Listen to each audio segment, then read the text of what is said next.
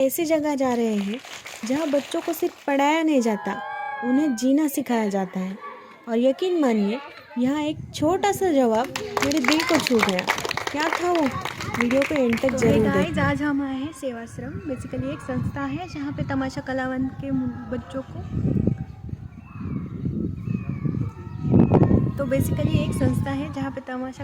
के बच्चों को रखा जाता है, उनका अच्छे से पालन पोषण किया जाता है। तो चलिए आज हम यहाँ पे देखते हैं क्या क्या एक्टिविटीज़ होती है। चलिए। रास्ता जितना खूबसूरत था उतनी ही एक्साइटमेंट मेरे अंदर थी। बहुत टाइम के बाद यहाँ मैं वापस आ रही थी और ऑनेस्टली मुझे बिल्कुल भी पता नहीं था कि आज का दिन इतनी प्यारी यादें लेकर जाएगा। और फाइनली हम सेवाश्रम पहुँच गए। जैसे ही अंदर आए, सबसे पहले जो चीज़ नोटिस हुई वो थी यहाँ की पॉझिटिव्हिटी। हर तरफ ग्रीनरी और सबसे प्यारी बात, बच्चों की मुस्कान। सेवाश्रम संस्थेच्या ज्या संस्थापिका आहेत तर त्या आपल्यासोबत आहेत, तर आपण त्यांच्याकडून जाणून घेऊयात की त्यांनी संस्था कशी सुरू केली, त्यानंतर इथे काय काय चालतं, सगळ्या गोष्टी आपण त्यांच्याकडून थोडक्यात जाणून घेऊयात। नमस्कार, मी मयुरी राजहंस। मी व माझे मिस्टर आम्ही 2011 पासून सेवाश्रम या संस्थेचं म्हणजे काम करतो। तर आम्ही वंचित, उपेक्षित, अनाथ, तमाशा कलावंतांच्या मुलांसाठी 2011 पासून काम चालू आहे। 10 मुलांना घेऊन काम सुरू झालं होतं।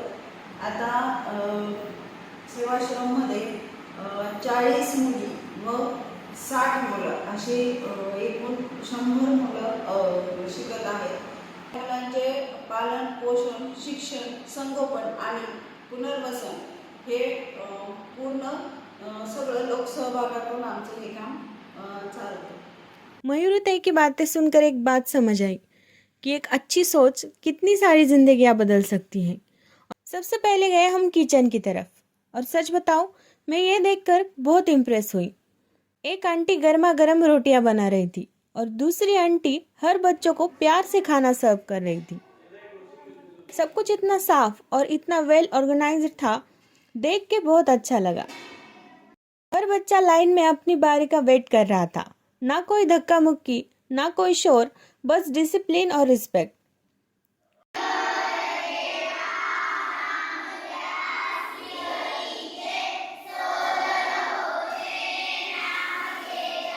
फिर खाना शुरू करने से पहले सभी बच्चों ने मिलकर श्लोक बोला। उस वक्त मैं उन्हें देखते ही रह गई। और सच कहूँ तो ये बस श्लोक नहीं था, ये उनके संस्कार थे और वही चीज़ मुझे सबसे ज़्यादा पसंद आई। उसके बाद हम हॉस्टल देखने गए। रूम्स बहुत साफ थे, हर चीज़ अपनी जगह पे थी और सबसे अच्छी बात तो मुझे ये लगी कि बच्चों ने अपनी जगह को इतनी अच्छी तरीके से मेंटेन किया था। और फिर हमने नए क्लासरूम्स देखे। उन क्लासरूम्स को देख के बस एक ही बात दिमाग में आई, जब इन्वायरमेंट इतना अच्छा हो तो सपने भी बड़े ही होते हैं। उसके बाद हम सब ने साथ बैठकर लंच किया और पता है, उस वक्त ना किसी के हाथ में मोबाइल था, ना किसी को इंटरनेट की याद आ रही थी। सब लोग बस साथ बैठकर बातें कर रहे थे, हंस रहे थे और उस मोमेंट को एंजॉय कर रहे थे। वो कहते हैं ना, कभी कभी रियल हैप्पीनेस स्क्रीन के बाहर ही मिलती है। लंच के बाद मैं सीधा पहुंच गई लड़कियों के पास। शुरू में वो थोड़ी सी शाय थी, लेकिन बस 2 मिनट बात करते ही ऐसा लगा जैसे हम पहले से ही दोस्त हों। हमने फिर उनसे पढ़ाई के बारे में बातें की, उनके फेवरेट सब्जेक्ट जाने, उनके सपने और फ्यूचर में वो क्या बनना चाहती है वो भी उनसे पूछा। और उनकी बातों में एक अलग ही कॉन्फिडेंस था एंड उनकी स्माइल, वो तो दिल जीतने वाली थी। फिर मैंने सोचा कि सिर्फ बातें ही क्यों, थोड़ी मस्ती भी हो जाए। हमने गेम्स शुरू किए और बस उसके बाद पूरा एटमॉस्फेयर बदल गया। कोई जीत रहा था तो कोई हार रहा था और कुछ लोग तो सिर्फ हंस रहे थे। मुझे खुद इतना मज़ा आ रहा था कि टाइम का पता ही नहीं चला। गेम्स चालू ही थे, तभी उसके बीच में एक बच्ची मेरे पास दौड़ते हुए आई और बोली, दीदी देखो मैंने ड्राइंग बनाई है। उसने इतनी खुशी से अपनी ड्राइंग मुझे दिखाई कि उस वक्त मुझे लगा उसके लिए वो सिर्फ ड्राइंग नहीं है, बल्कि उसकी मेहनत और उसका प्यार है। मैंने उसकी ड्राइंग देखी और उसकी तारीफ़ की उसके चेहरे की मुस्कान देखकर मुझे बहुत खुशी हुई। उसके बाद बॉयज़ की बारी आई। उनके साथ गेम्स और भी ज़्यादा फनी हो गए। सबकी एनर्जी नेक्स्ट लेवल पे थी। उस वक्त मुझे बिल्कुल भी नहीं लग रहा था कि मैं किसी इंस्टीट्यूशन में हूँ। ऐसा लग रहा था कि मैं अपने छोटे भाई बहनों के साथ संडे एंजॉय कर रही हूँ।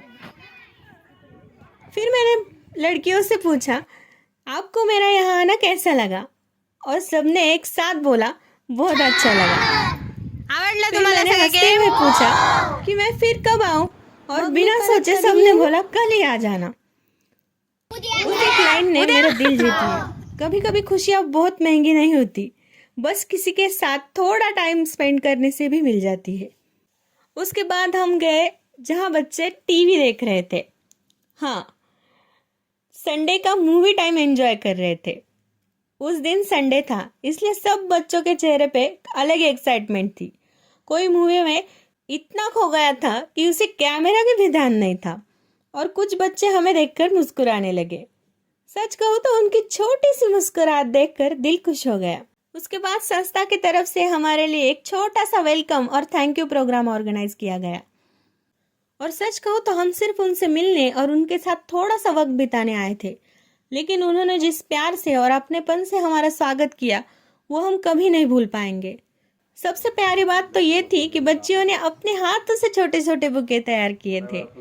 जब उन्होंने वो बुके हमें दिए तब उनकी आंखों में जो खुशी थी वो किसी भी महंगे गिफ्ट से भी ज़्यादा कीमती थी। उस पर मुझे लगा कि असली दौलत पैसे नहीं बल्कि किसी के दिल में अपनी जगह बनाना होती है। हम भी अपनी तरफ से बच्चों के लिए बिस्किट्स लेकर गए थे।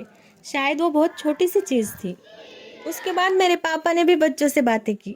उन्होंने अपने एक्सपीरियंस शेयर किए और पढ़ाई, मेहनत और अच्छे संस्कारों की इम्पोर्टेंस के बारे में बहुत सारी प्यारी बातें की। बच्चे भी बहुत ध्यान से बातें सुन रहे थे और वो देखकर मुझे बहुत अच्छा लगा।